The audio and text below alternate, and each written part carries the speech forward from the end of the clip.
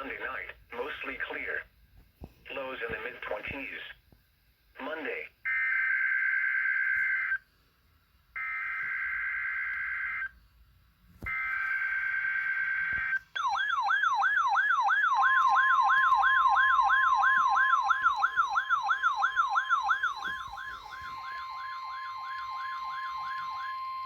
You have just heard a test of the National Weather Service Radio warning alarm feature.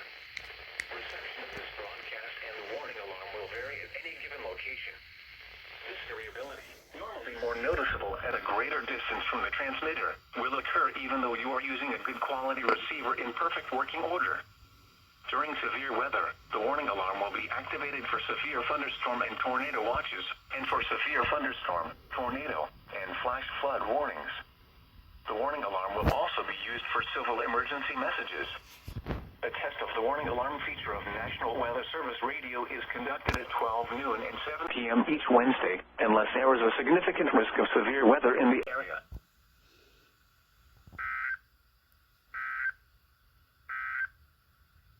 From the Norman Forecast Office, here is the forecast for Oklahoma City and surrounding area.